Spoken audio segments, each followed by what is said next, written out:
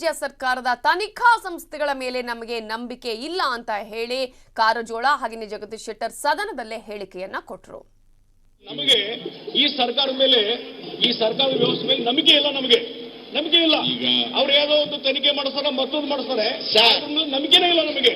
ಈಗ ನಿಮ್ಮ ಅಧ್ಯಕ್ಷತೆಯಲ್ಲಿ ಅಥವಾ ನೀವು ಯಾರಿಗೆ ನಮಗೆ ಈ ಸರ್ಕಾರದ ಮೇಲೆ ಈ ಸರ್ಕಾರದ ವ್ಯವಸ್ಥೆ ಮೇಲೆ ನಂಬಿಕೆ ಇಲ್ಲ. ನಂಬಿಕೆ ಇಲ್ಲ. ಈಗ ಅವ್ರು ಯಾವುದೋ ಒಂದು ತನಿಖೆ ಮಾಡಿಸ್ತಾರೆ, ಮತ್ತೊಂದು ಮಾಡಿಸ್ತಾರೆ, ನಂಬಿಕೆನೇ ಇಲ್ಲ ನಮಗೆ.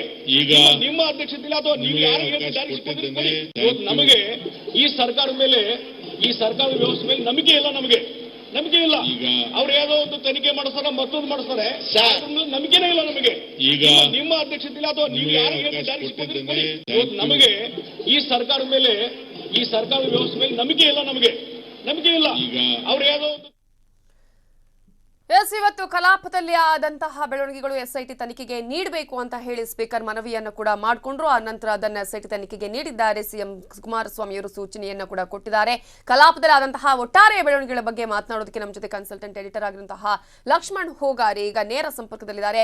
ಲಕ್ಷ್ಮಣ್ ಹೋಗಾರ್, ಒಂದು ದೊಡ್ಡ ಚರ್ಚಾ ವಿಷಯ ಕೂಡ ಹೌದು, ಗಂಭೀರವಾದ ಪ್ರಕರಣ ಕೂಡ ಹೌದು, ಗಂಭೀರವಾದಂತಹ ಆರೋಪವನ್ನು ಕೂಡ ಎದುರಿಸ್ತಾ ಇದ್ದಾರೆ. ಈ ಹಿನ್ನೆಲೆಯಲ್ಲಿ ಇವತ್ತು ಸದನದಲ್ಲಿ ತುಂಬಾ ಗಂಭೀರವಾಗಿ ಇದರ ಬಗ್ಗೆ ಚರ್ಚೆ ನಡೆದಿದೆ. ಜೊತೆಗೆ ಸಾಕಷ್ಟು ಮಂದಿ ಇದರ ಅಭಿಪ್ರಾಯವನ್ನ ಹೊರ ಹಾಕಿದ್ದಾರೆ. ಆದರೆ ಎಸ್ಐಟಿ ತನಿಖೆಯ ವಿಚಾರಕ್ಕೆ ಸಂಬಂಧಪಟ್ಟಂತೆ ಯಾವ ರೀತಿಯಾಗಿ ಈಗಾಗಲೇ ಒಂದು ಎಸ್ಐಟಿ ತನಿಖೆ ನಡೆಯುತ್ತೆ ಅನ್ನುವಂತಹ ಭರವಸೆಯನ್ನ ಇಟ್ಟುಕೊಳ್ಳಲಾಗಿದೆ. ಜೊತೆಗೆ ಬಿಜೆಪಿಯವರು ಇದಕ್ಕೆ ಆಕ್ಷೇಪವನ್ನು ಕೂಡ ಹೊರ ಹಾಕಿದ್ದಾರೆ. ಹಾಗಾಗಿ ಏನಾಗಿದೆ ಇಲ್ಲಿವರೆಗೂ ನಡೆದಂತಹ ಬೆಳವಣಿಗೆಗಳ ಬಗ್ಗೆ ಯಾವ ರೀತಿಯಾಗಿ ವಿಶ್ಲೇಷಣೆ ಮಾಡ್ತೀರಿ?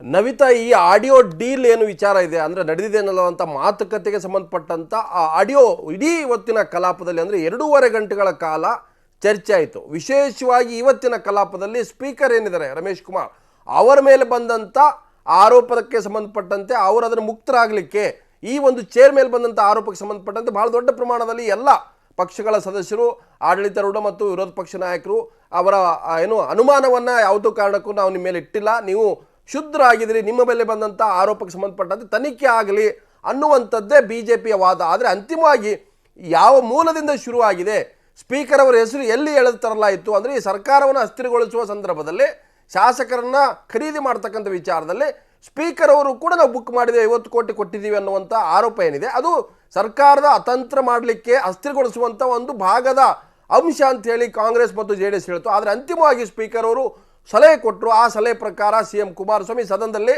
SIT ಸ್ಪೆಷಲ್ ಇನ್ವೆಸ್ಟಿಗೇಷನ್ ಟೀಮನ್ನು ಮಾಡ್ತೀನಿ, ವಿಶೇಷ ತನಿಖಾ ತಂಡದ ಮೂಲಕ ಅದರ ತನಿಖೆ ಮಾಡ್ತೀನಿ ಅನ್ನುವಂಥ ನಿರ್ಧಾರವನ್ನು ಮಾಡಿದ್ರು. ಆದರೆ ಭಾರತೀಯ ಜನತಾ ಪಕ್ಷಕ್ಕೆ ಇದು ಸರ್ಕಾರದ ಮೂಗಿನ ನೇರಕ್ಕೆ ನಡೀತಕ್ಕಂಥ ತನಿಖೆ, ಹಾಗಾಗಿ ಈ ಒಂದು ತನಿಖೆಯನ್ನು ನಾವು ಒಪ್ಪಲ್ಲ, ನಮಗೆ ನಂಬಿಕೆ ಇಲ್ಲ ಅನ್ನೋದು ಸ್ಪಷ್ಟವಾಗಿ ಒಂದು ಕಡೆ ಜಗದೀಶ್ ಶೆಟ್ಟರ್ ಮತ್ತು ಕಡೆ ಗೋವಿಂದ ಕಾರಜೋಳ BJP ವಾದ ಆಗಿತ್ತು.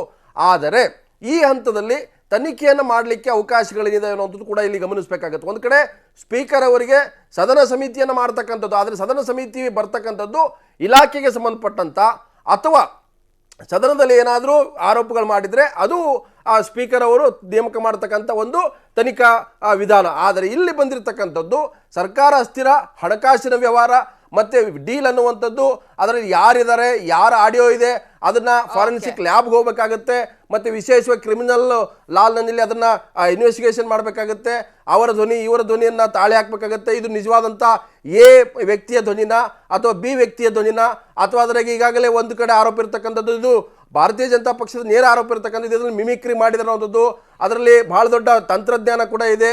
ಸೊ ಒಂದಕ್ಕೊಂದು ಜೋಡಿಸಿದರೆ ಆ ಕಾಪಿ ಪೇಸ್ಟ್ ಆಗಿದೆ ಅನ್ನೋ ಆರೋಪ ಕೂಡ ಮಾಡಿದ್ದಾರೆ. ಅದ್ರ ಜೊತೆಗೇನೆ ಇದನ್ನು ಸ್ಟಿಂಗ್ ಮಾಡಿದ್ದಾರೆ, ಸ್ವತಃ ಸರ್ಕಾರವೇ ಸಿಎಂ ಕುಮಾರಸ್ವಾಮಿ ಮಾಡಿದ್ದಾರೆ ಅನ್ನೋದು. ಸೊ ಹಾಗಿದ್ರೆ ಇವರ ಇಂಟೆನ್ಷನ್ ಏನಿದೆ, ಇವೆಲ್ಲವೂ ಕೂಡ ಒಂದು ತನಿಖೆ. ನಾನು ಮಾತನಾಡ್ತೀನಿ ಹಾಗೆ ಲಕ್ಷ್ಮಣ್ ಹೋಗಾರ್ ಇದರ ಇದೇ ವಿಚಾರಕ್ಕೆ ಸಂಬಂಧಪಟ್ಟ ಹಾಗೆ ಇನ್ನು ಕಲಾಪದಲ್ಲಿ ಆಪರೇಷನ್ ಆಡಿಯೋ